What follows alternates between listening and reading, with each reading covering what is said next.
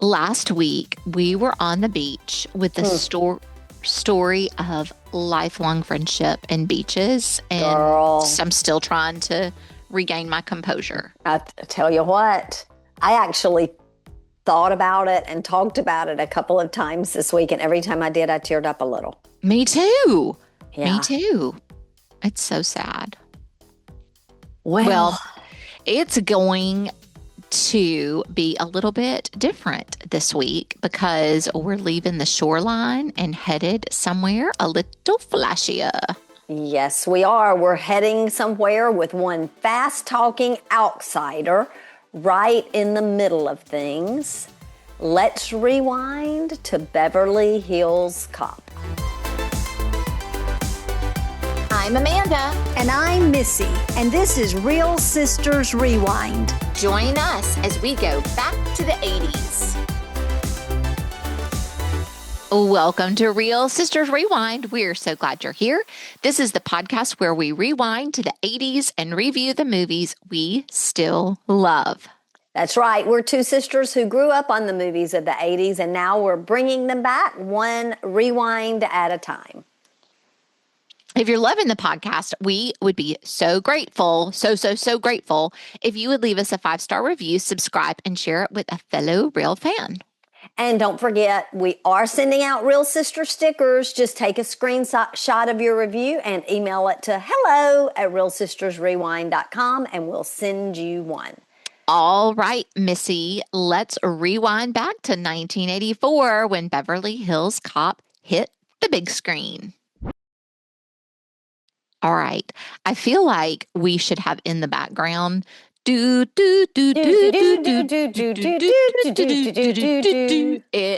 is so, like, I can't get it out of my mind right now. Okay, so December 5th, 1984 was the date that Beverly Hills Cop was released. I was 8, so I definitely did not see it in theaters. I was 16, and I believe I did see it in theaters. So the question would be, sister, do you remember the first time you saw it? No, I don't. I don't remember specifically. I just remember, like, when I was watching it, I knew the movie. You know what I mean? Yeah, like, I definitely knew it. It was pretty clean, though. Like, for you as a 16-year-old, a lot, and then the strip bar, the strip scene, yeah. But still, I but mean, by no, today's like, standards, gratuitous, yeah. But I think, like, my whole crew of friends, we all went to see it together one night. And it's probably something I had to kind of talk Mom into letting me go see since it was rated R. But I'm sure. How would a parent have had to have, like, get y'all tickets, or were they pretty, like, flexible? Or we bought tickets to something else and maybe snuck in. But after the shenanigans of me getting in trouble because I went to see what was that crazy movie I went to see? Yeah, Richard Pryor, Stir Crazy. Yeah, I went to see Stir Crazy, and then one of Mom and Dad's friends saw you in the movie, and I had to cancel my Valentine party because I disobeyed and actually lied. Lottie was hardcore. Oh, yeah. I mean, I had to cancel my Valentine party.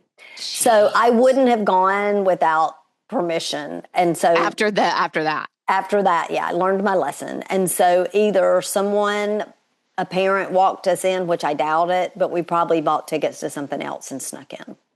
Oh, that's funny. Well, let's look at, as we think about our pop culture spotlight, let's look at the top of the charts for music that week. I love the number one song of this week. Okay. Daryl Hall and John Oates. You're out of touch. I'm out of time. I don't like Daryl Hall and John Oates. Nope. But better yet, number 2. Yeah. Wake me up before you go. That reminds me of you. Go. You know why?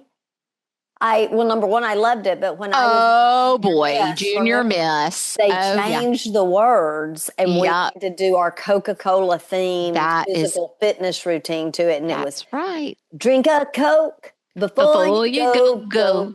And It was had all kinds of like puns like that all the way through it. Oh, But look at the next one. I feel for you. I think I love love you. Shaka Actually, Khan, let me tell you. Let me rock you, Shaka Khan. Let me rock you. That's all I want to do. Shaka Khan. I love that song. I actually like a lot of these songs. Yeah. No. So it's there's a good Cyndi Lauper one here, All Through the Night. Ooh, that's a good one. Lionel Oh, Richie, Penny Penny Lover. Lover. Penny Stop Lover. it. Yeah. But and look at number 10, Pat Benatar. We belong to the night. We belong to each other. we belong. So good. And if a real fan were to ask us, do you sing these songs because you think you sound good? Absolutely not. No. We do not. But we just always sing everything. But there is a musical going in our mind 24/7. Yeah. I mean, before we even got on the call, I was singing something. I don't even know what it was. I was just making up words. Well, I have been ever since I watched Beverly Hills Cop, just like you said, I've been like getting ready for church. I was like, do, do, do, do, do, do, do, do, or the Pointer Sisters, either one. Oh, yes. Hey, I have a question. So this is 19, what year did we say it was? 84. It's okay. December 4th. It's a Christmas movie, kind of, but it's not at all. Right. So Cool It Now is number 9. Mm-hmm. And I so vividly remember being in our old house. And I remember, what year did Daddy die? 87. Okay. Well, I don't know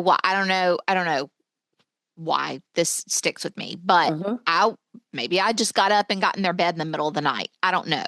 But I remember waking up in that bed in the old house with that big brown alarm clock Mom had that was also a radio alarm, playing Cool It Now or some of the other New Edition music during that time period. Like it was always like, because it would wake up to the radio. And it was always like New Edition was playing on the radio. Do you remember going to the New Edition concert at Mississippi Coast Coliseum when we were staying in Gaucher? Mom took you and Dana and me. It wasn't New Edition. Is that what you're telling me? Sure wasn't. Well, who was it? It was Ronnie, Bobby, Ricky, and Mike. That's if I New like Edition. the girl who was it? Air Supply. No, we saw Air Supply. Maybe y'all didn't go. Maybe Mom just took us. Where did y'all see it? At the Gulf Coast. That's where we saw Air Supply. I know we saw Air Supply, but Dana and I also saw Kenny Rogers there, so it's not like Air Supply. Oh, okay, wait. So I'll tell you this. I did see New Edition. I wasn't with y'all. I went with Melinda Devers' family. Okay, no. Dana and I saw New Edition there. Okay, we were obviously we were there at the same time. Yeah, we're just different. We weren't together, sister. Yeah, okay. And I fell asleep during the concert. Oh my gosh. No. We were little. Ronnie, Bobby, Ricky and Mike. If I like the girl, who cares who you like? Okay, on television, I'm going to give you a guess for what the number 1 show was. You know, it's one of 3 probably. It's 60 Minutes. Nope. Cosby Show. Nope. Then maybe like a soap opera. Yep. A nighttime soap opera.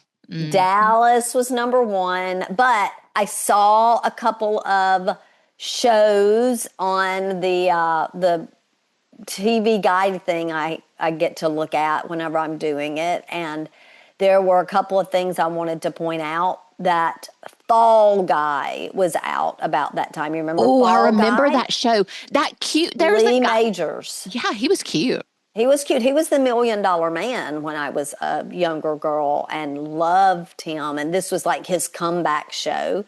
And then also we had some Christmas shows on. We had the Charlie Brown Christmas. We had a Dr. Seuss special.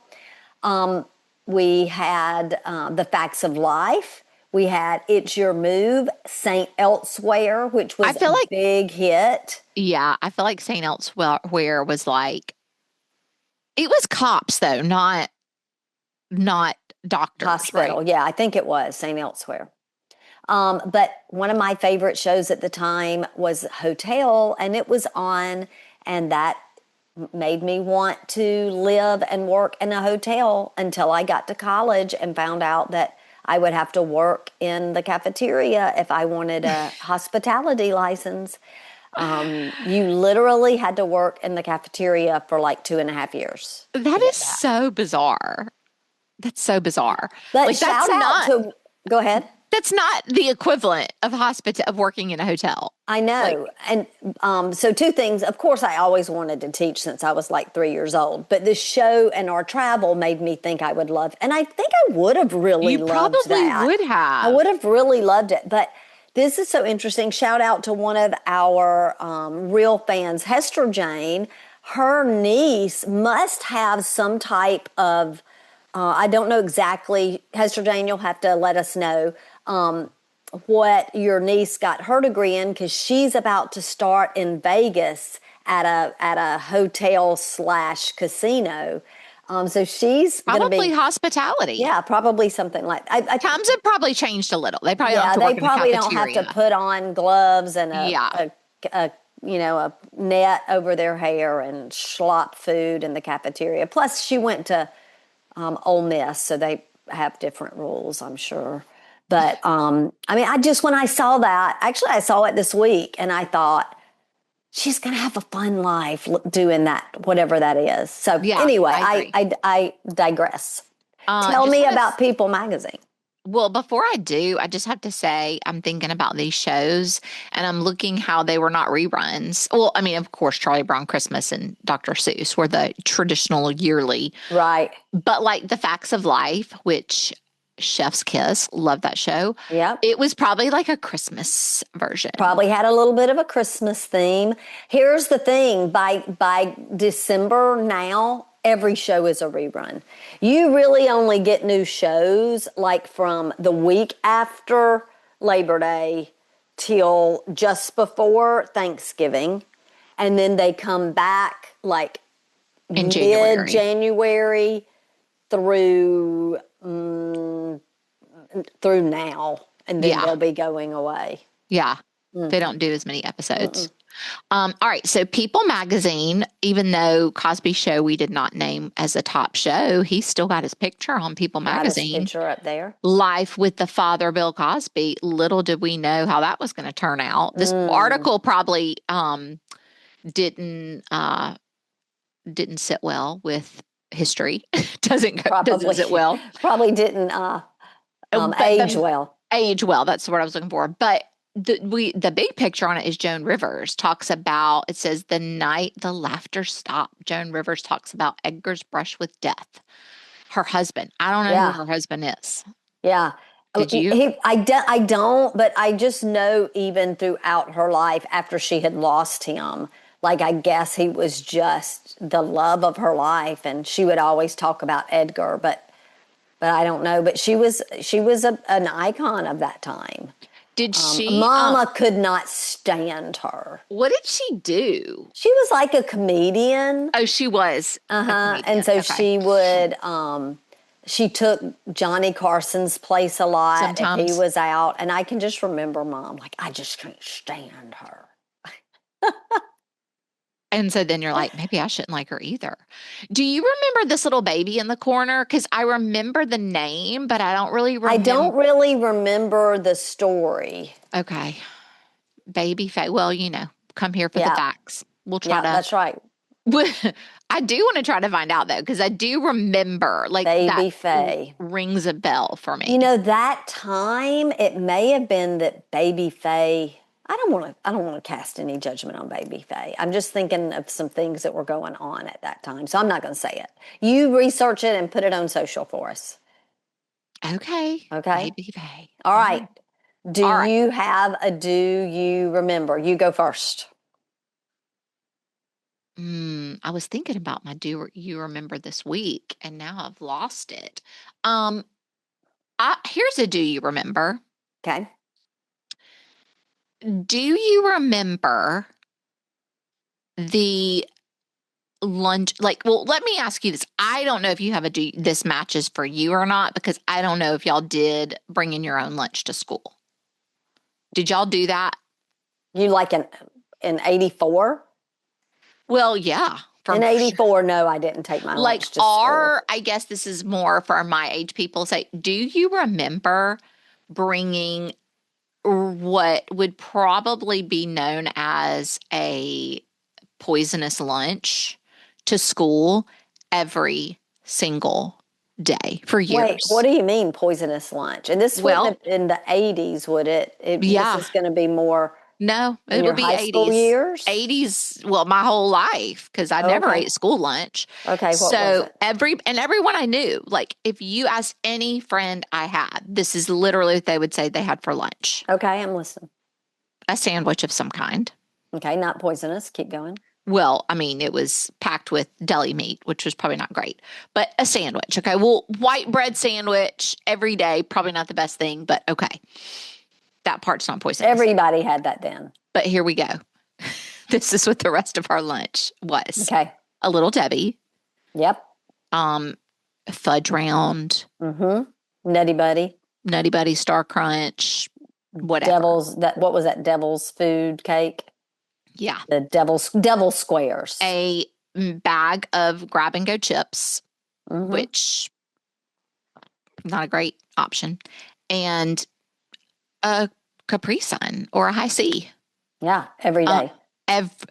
Every single day. And if there was fruit, I'm going to tell you what it was. It was a fruit roll up. Yeah. Yeah. That's the fruit. Or if we were really trying to be good and had like strawberries, there was powdered sugar to dip it in. Yeah.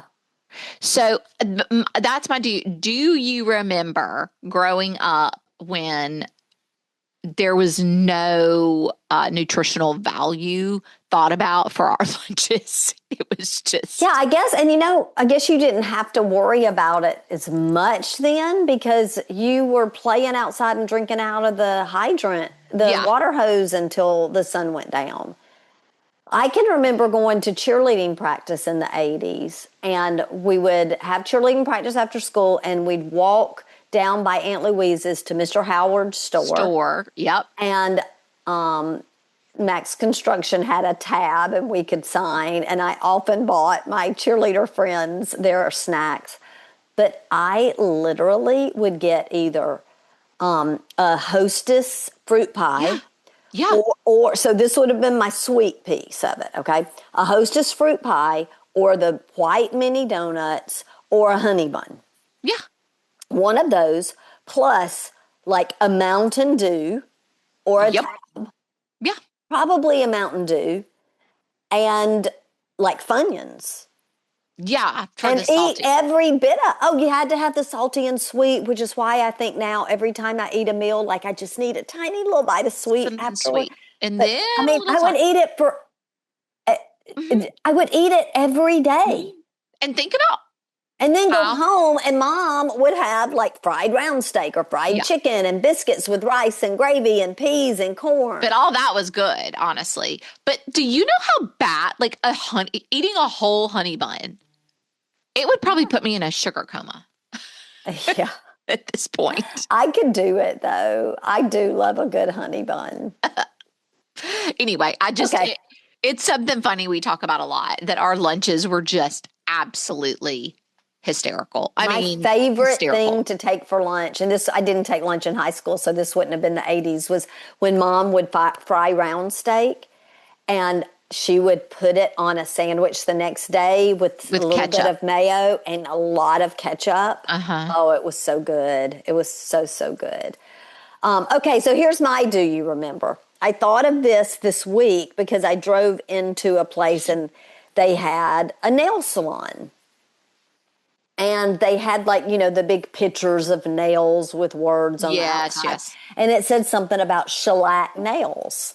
And I hadn't heard that in a long time. You don't really hear about, I'm going to go get a shellac, right? Like that's all. But that's not the do you remember. Here's the do you remember. Do you remember when things like getting your nails or your toenails or a facial or a massage were exclusively for the rich and famous? Oh, yeah. Absolutely. It was not on the radar for people. Like I I did not go get my nails done for prom. No, no, no. Or our none mom for like carnival ball. No, there was, I mean, it really was lifestyles and the rich and famous to get your nails and hair done. I mean, Yeah. nails and like massages and that kind of self-care. Yeah, at most it would be like somebody get their hair done for prom. Their hair. Yeah, Like they might get an updo. updo, which I never even did. I've never really liked updos. At the most, you might get some lead press-ons. Yeah. But I really just painted my fingernails. Yeah, like, I mean, and Mom, I could do it back then, or Mom would paint them for I us. remember her, and I remember Mom into adult, like painting her nails before she she got still ready to does, go to yeah. it. She'd get all dressed, and then she would She'd sit down and paint her nails. paint her nails and put a little That's quick right. dry. I'm not that good with my time. Yeah. I'm rushing out the door. I'm Me like, I don't have too. time to paint these nails. Sorry. Me too. All right. Well, anything else, sister, on your Do You Remember? No. All right. Well, let's get into the story and details of the hilarious Beverly Hills Cop. Well, the film was directed by Martin Brest, who also directed Midnight Run and then later directed Scent of a Woman. Al Pacino. Scent of a Woman's a great, great movie. The screenplay was written by Daniel I think it's Petrie. I think it's Petrie, yeah. Okay. Daniel Petrie Jr., again, real fans come here for the facts. From a story he and Danilo Bach had written. The idea actually came from Michael Eisner, which may be a familiar name to everyone. He was at the time over Paramount, sister. Oh, really? Paramount. When pulled over in a station wagon after moving to New York, he was treated, quote unquote, subpar because of his vehicle, maybe not being fancy.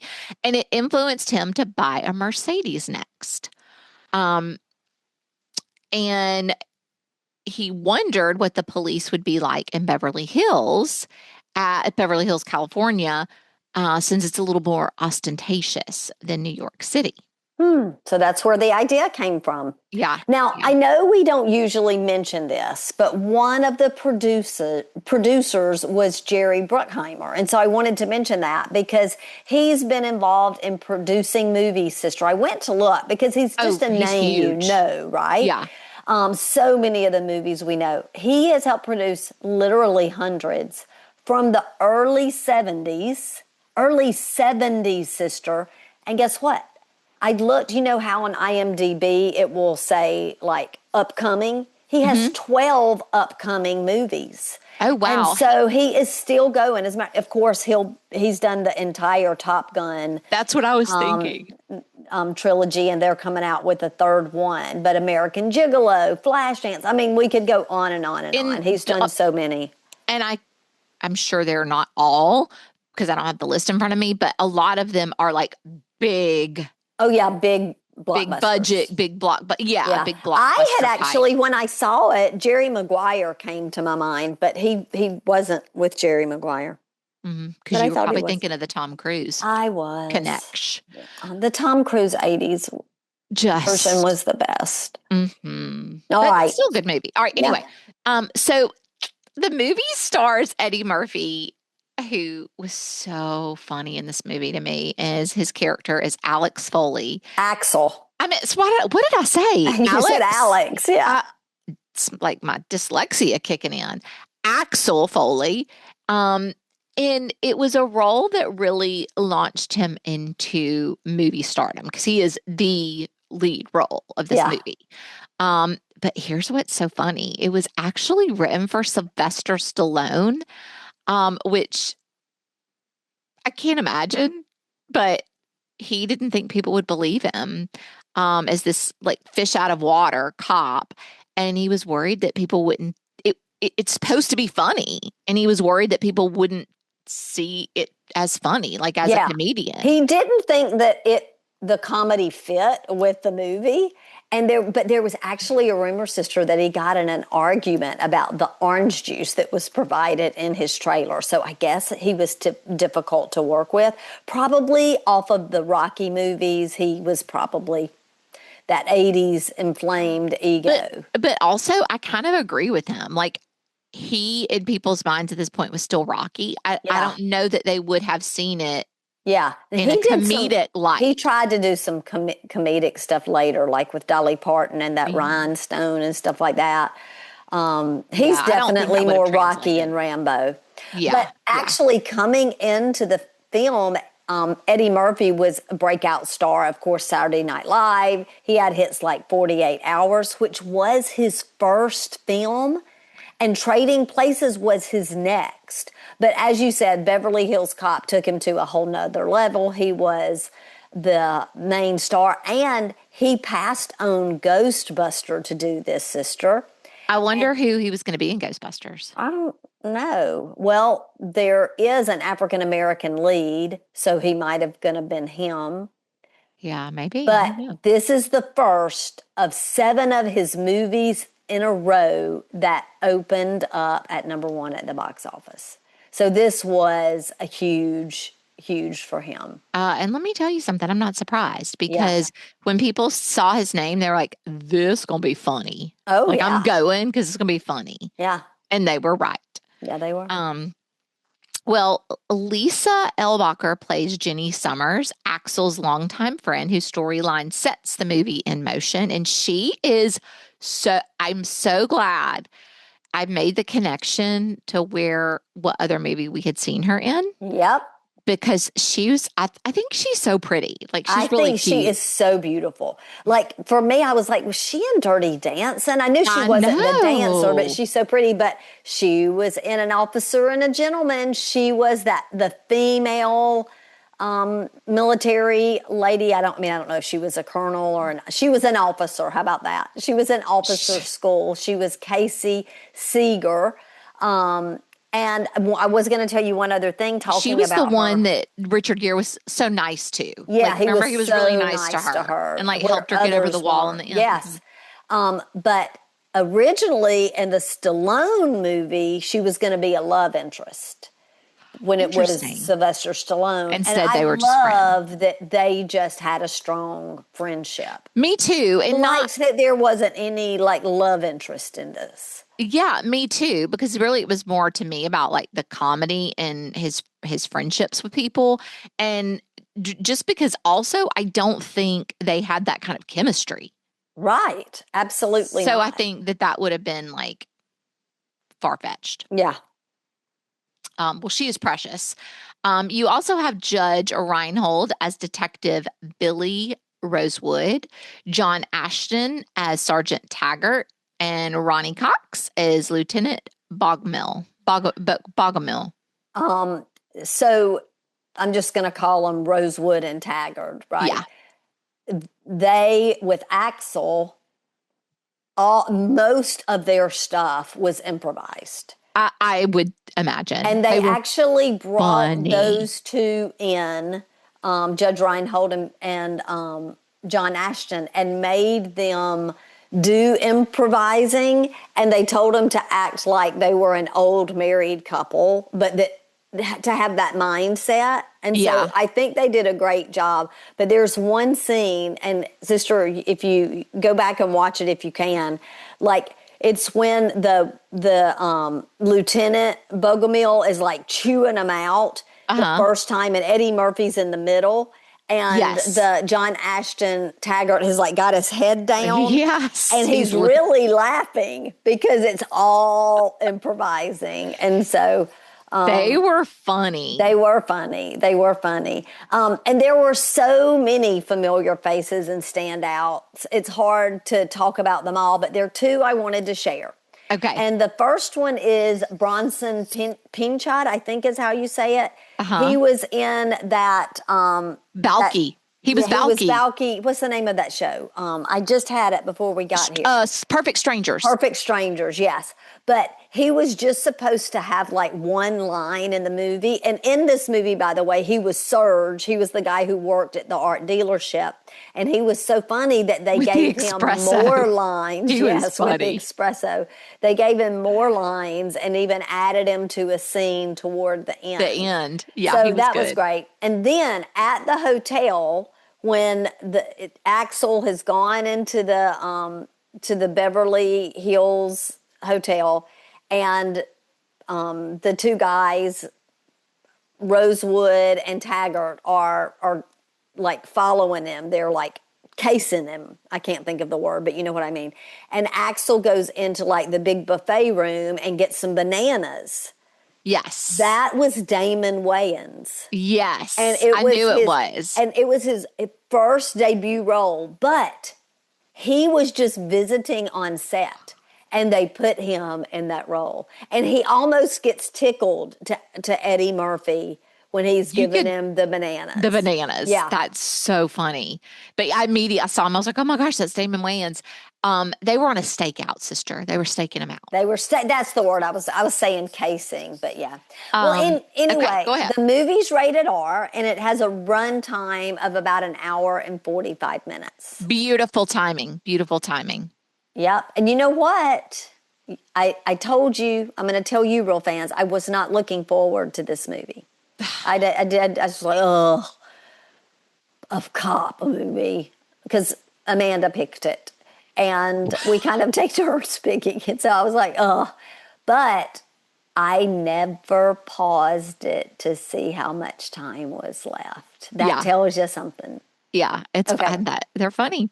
Okay, so it had a budget around $13 billion and brought in more than $316 million worldwide, making it one of the biggest hits of 1984. It was second only to Indiana Jones, sister. Oh, that's huge. That year. Yeah, that's huge. So it definitely set some records, and I mean, clearly coming in second in Indiana Jones tells us a lot. Yeah. It was nominated for an Academy Award for Best Original Screenplay. And it was nominated for the Golden Globes for Best Picture, Comedy or Musical. Didn't win. And for Best Performance by an Actor in a Comedy or Musical, but Eddie Murphy. Those were nominees. But it did win a Grammy for the Best Album of an Original Score. Let's just give it a clap, because it was great music. It was such good music. That was immediately, as soon as the music started, I was like, oh, this is going to be good. I like this. Absolutely. It really took me back. I really enjoyed that.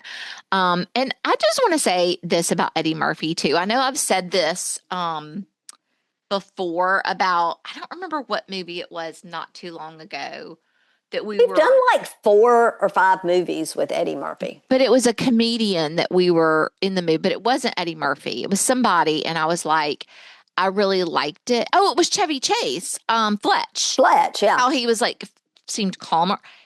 Eddie Murphy was kind of like toned down in this. Yeah, we'll talk. I've got some thoughts around that. Okay, good. Because I was like, oh my gosh, like still so funny, but like he wasn't Eddie Murphy of my brain, of my memory, which I think is really cool. And it's, I mean, I'm glad he got nominated for an a Golden Globe. That's really cool. Wish he would have won. All right, real fans, start the engine, buckle up, and think quick, because it's time for Beverly Hills Cop. Police are by narcotics, cocaine works, and what a... First time such a tragedy is happening with the recent earthquake across the last year in 2012. All right, so we jump into this movie, sister. We're actually in Detroit when it starts. And when we begin the movie, especially if you didn't remember it well, like me, you don't know if he's a good guy or a bad guy. And I'm like, wait, right. I thought Beverly Hills Cop. I'm in my mind thinking, I think he's a cop, but he's definitely in the middle of some sort of like shakedown where he's in the back of this huge like 18-wheeler truck with all these cartons of cigarettes, and they're trying to make a deal and it's going bad. Long story short, they get in a major high-speed chase, like through Detroit. And I know neither you nor I like high-speed chases, but this was kind of funny.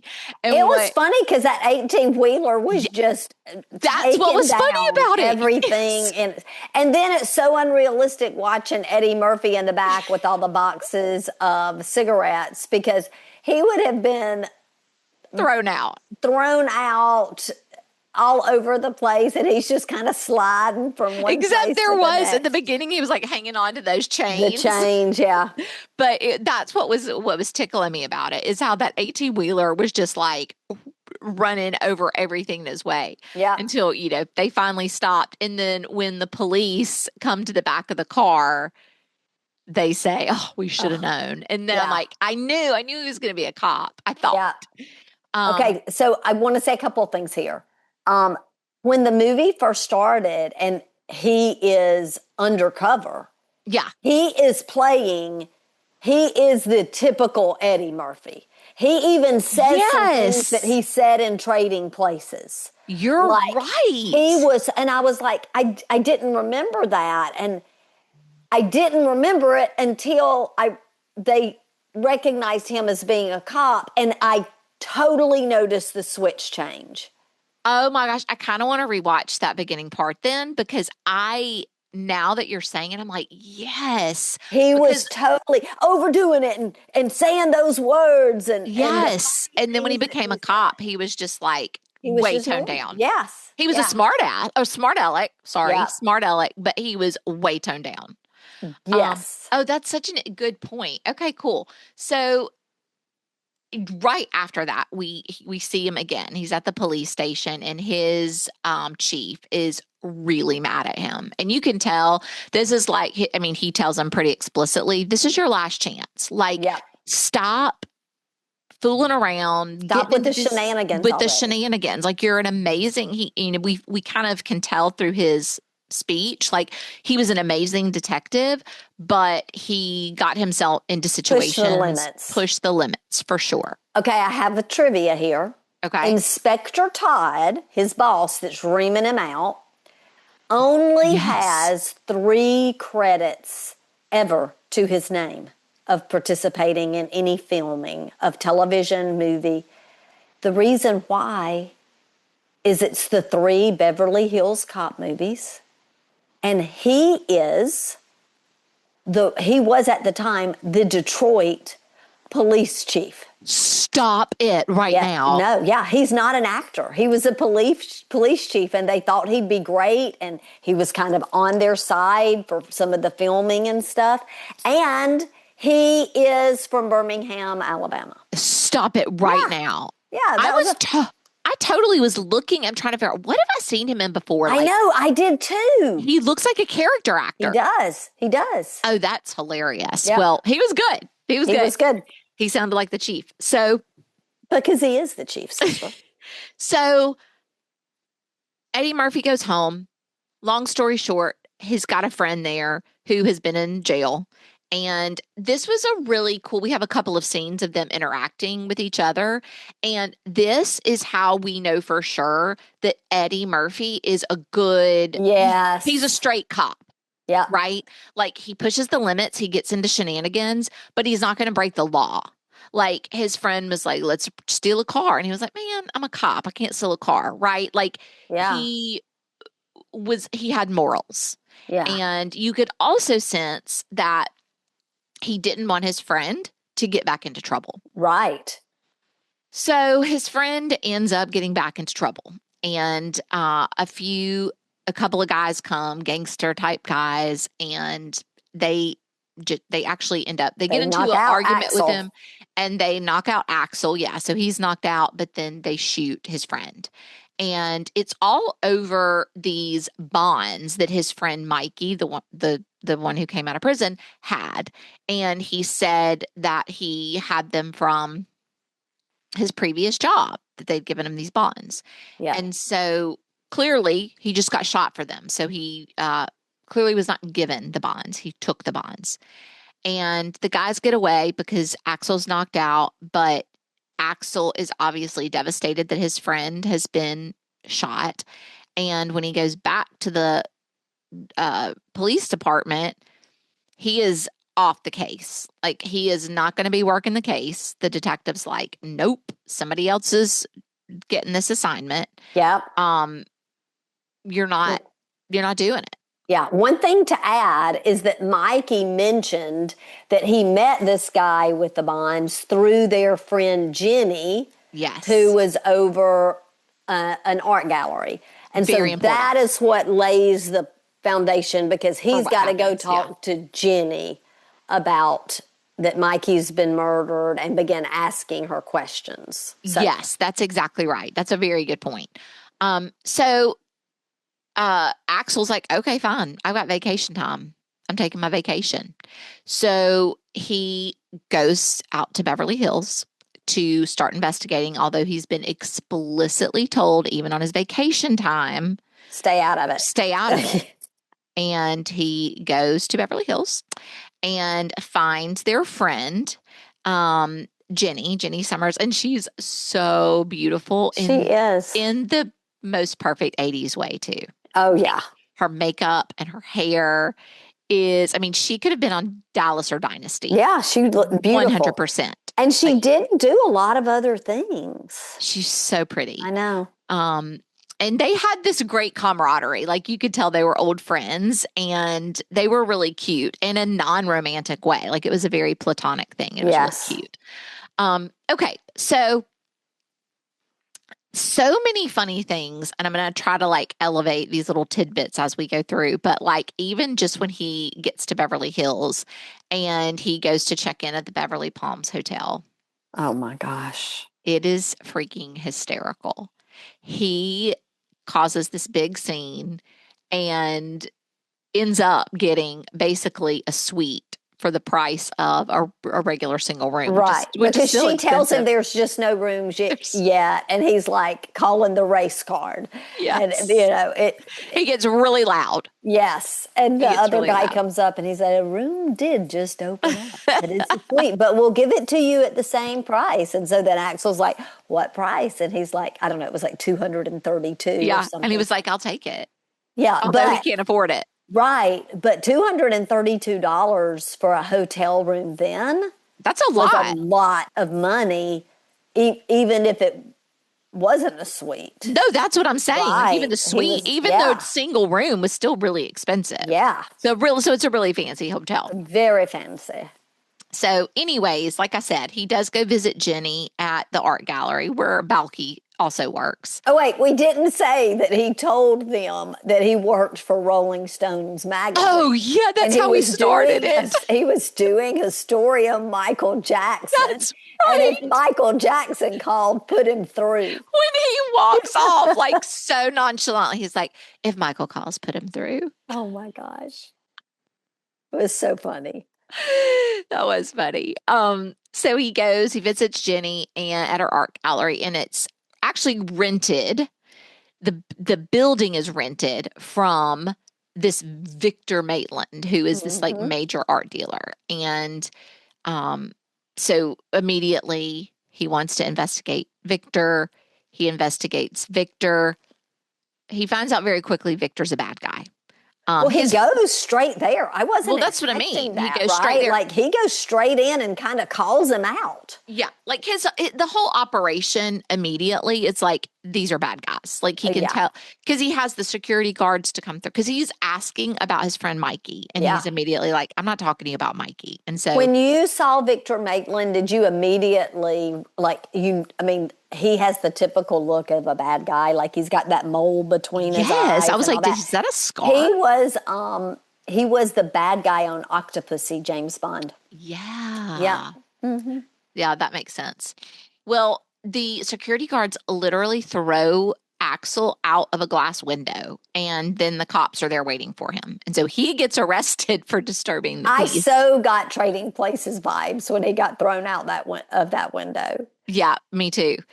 And they pick him up, and he's so confused why he's being arrested because he's the one who was thrown out of the window. Yep. But he does get arrested, and this is where he gets taken to the police office. And it's so funny because he's like, this is so nice. Like he can't get over how nice the police are. I know it. Like the jail and the office. I know and the it. car, and also the way that the people were treating him. They were so polite. They were like, you first. Yes, it was so funny. And asking him permission to do things.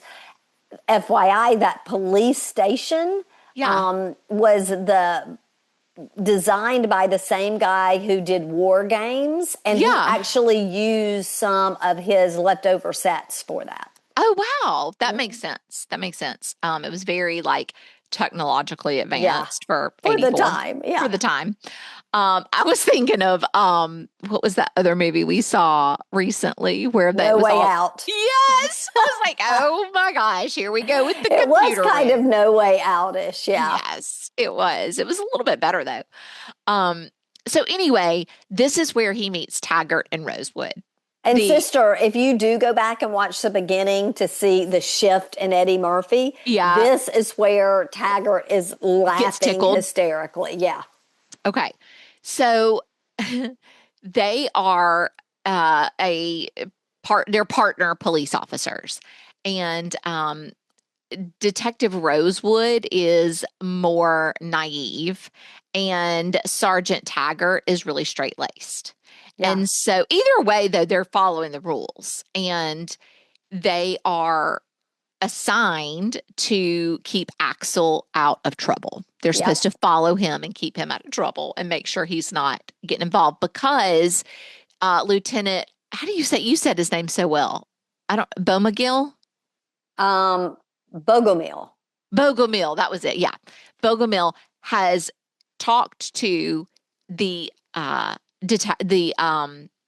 chief in Detroit and knows that he's not supposed to be creeping around like a cop. Mm-hmm.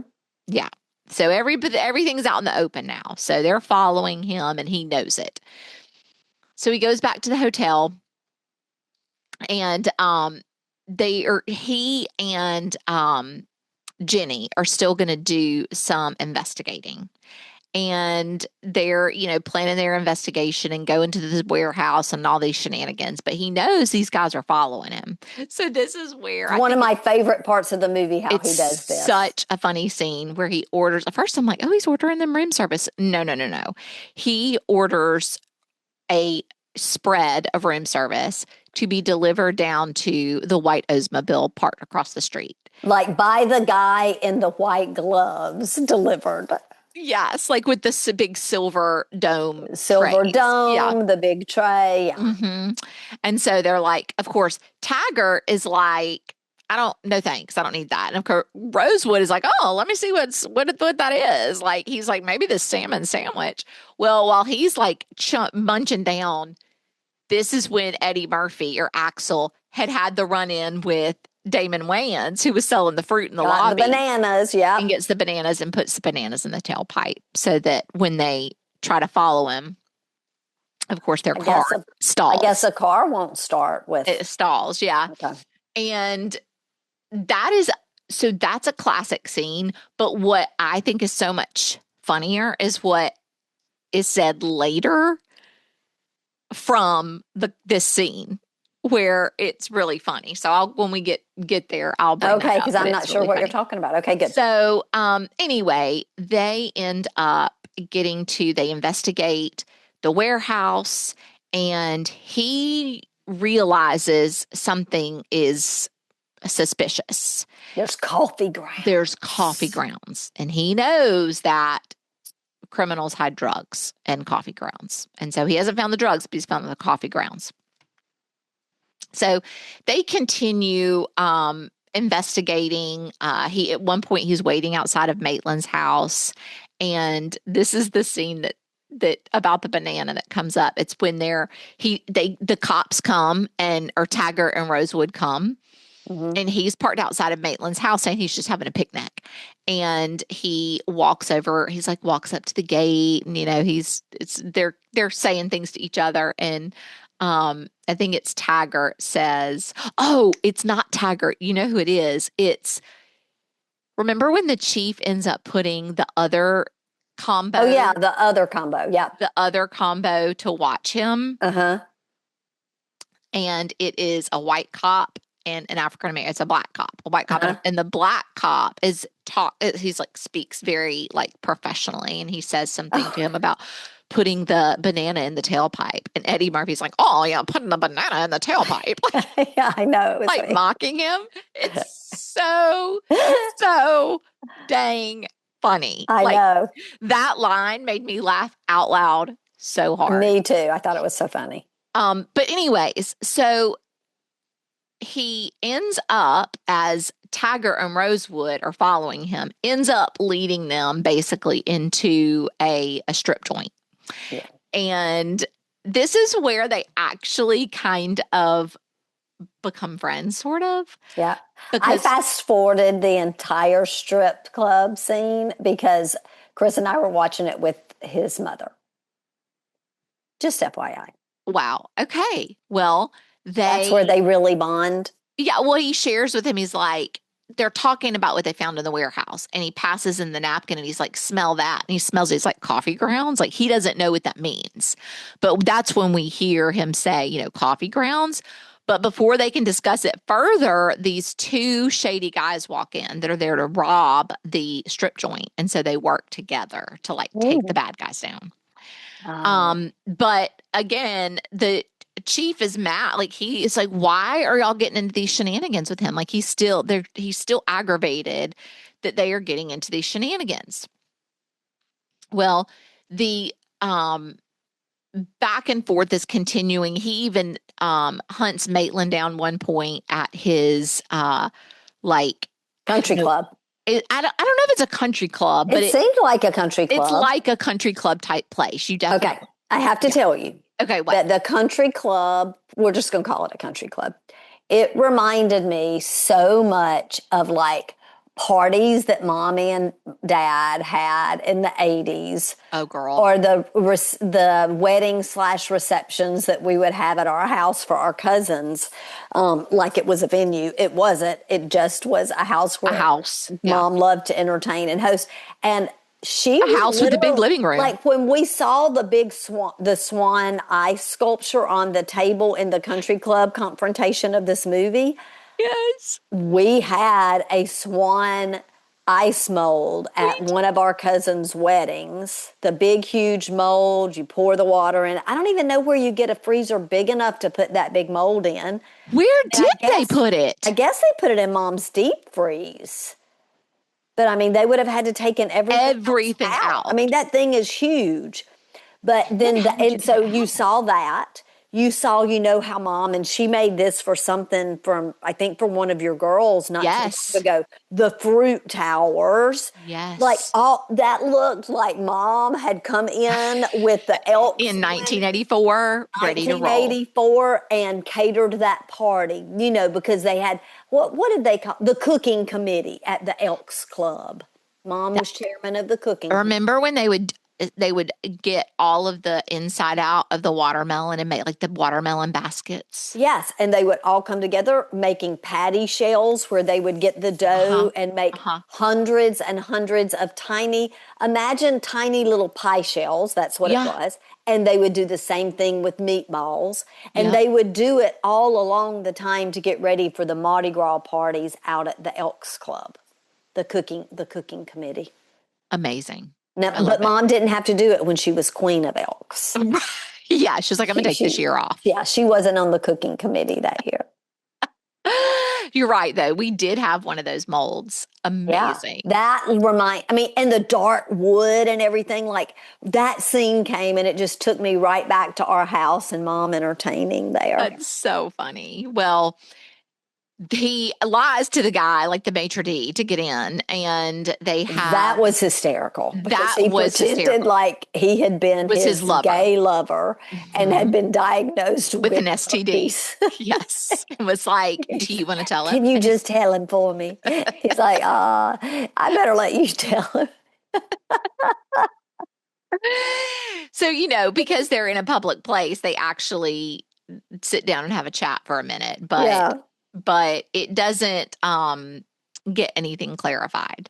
So long story short, because there are a lot of these back and forths on the chase situation, it ends up that he and Jenny decide, okay, I got to get to the warehouse one more time, because the chief tells them, like, they go to the cops and they're like, this is all great information, but if we don't have the drugs, we can't get a warrant. Like, Right. we believe you, but like, we can't get a warrant. Mm-hmm. So they go back to the warehouse one more time, but this time it's not just him and Jenny, it's also Rosewood, because he goes against Taggart, and He wants to be a part of the action. he's like, I got to help him out. And so he goes with them, but Axel's like, you stay in the car. I'm not getting you involved with this. You stay in the car. So he goes into the warehouse, he and Jenny, and they, of course, open the crate, dig a little bit into the coffee, and there's the drugs, of course. Well, as soon as they find them, Maitland's goons are on them, right? Mm-hmm. And they get Jenny to kidnap her, basically, and hold her hostage, pretty much. And Axel gets away, and so he gets out. They beat him up. I mean, they have like a fight. They have an altercation, but he still gets out. And he and Rosewood end up going to Maitland's house, because that's where they're holding Jenny hostage. Mm-hmm. And Taggart finds them. He follows, or what he knows that's where they're going or something. And it's so funny, because they have this whole conversation about, like, you know, if they're going in, if they're not supposed to be, you know. Finally they talk. Rosewood's like, I'm going. And so Taggart's like, oh, great. So he goes, he gets his like shotgun, and they go. And once they get in, Axel's like, I'm going this way, y'all go that way. And this to me is such a funny part, because it's a huge shootout, like with machine guns, but it's not serious like The Godfather or something. Like, right. I don't know how to explain it. Like, it is serious, but it's not. There's like a tension that's not there. I don't know how to explain it. It's just sort of like funny and entertaining and not stressful. Mm-hmm. And they're like, Taggart and Rosewood are together, and they're trying to, they do get a couple of the bad guys, and Axel gets a couple of bad guys, and Axel finally gets into the house and ends up shooting Maitland. No, he doesn't shoot Maitland. Actually it's Axel and the chief. They both. The Beverly Hills chief. Yeah. Comes, because he's been called at this point, because people have heard gunshots, and so the police have been called. And he and Axel both shoot him as he was holding Jenny hostage. So, of course, there's a lot of explaining to do when it's over. And this is what was so funny. So the whole entire movie, Axel, Taggart, and Rosewood, there were like 3 or 4 different times where they got into the situation together where they weren't supposed to be. Right. And Axel would always have I don't know what you would call it, like a clean explanation of how they got into this mess. Right. But then Rosewood or Taggart would be like, well, Chief, this is what really happened. Like, they would always break down he's like, why are you telling on yourself? Like, I'm telling you the story. Yes. And so in this part, finally, the chief actually does what Axel had been doing the whole time. Right. Tells them what happened. When like the DA or whoever, like the head honcho guy, comes and is like, what happened here? He tells them a story, like a clean story, to kind of make everything kind of be brushed under the rug. Yes. And then the guy's like, well, is this true? I mean, is this your account of what happened? And they're like, yeah, pretty much. Like, they finally didn't tell on themselves. Yes. It was really funny. And so he gets ready to leave, and when he checks out, he gives them hotel robes. And he's about to get his bill. And they come up and they say, we want to tell you bye. And they say, this Bill is on the Beverly Hills Police Department. And then he says, add 2 robes to my stay, please. He's taken a few for himself already. Right. But we didn't know that. So we think he's getting 2 robes. Yes. But he gives them to them. And when they say, no, we can't take your robes, he's like, no, I've got 3 in my suitcase. He's really, really funny. And I really liked him in this because he was not over the top. Yeah. It was really funny. It was really good. So how does it measure up, sister? It measured up great for me. I was highly entertained. I thought it was really funny. And this is a good example of, to me, I wish we had more just like lighthearted and fun movies. Yeah, like even as much as like in today's movies, I hate the chase scenes and the shootouts. They didn't even get on my nerves because it was like, first of all, not super loud and intense. Yeah. Not on and on and on and on and on. Yeah. I told you real fans that I was not looking forward to it, and I enjoyed it to the point where I didn't press pause to see how much time was left. I'm so glad. That makes me happy. But it definitely measured up to execs, because when they watched the premiere, literally, it was a private premiere, and it was over, they ordered the sequels right then. Oh, wow. Yeah. And it does leave a great... It does. And I haven't seen any of the sequels, and I don't want to, because I enjoyed it and I don't want to keep pushing it. But I will say this.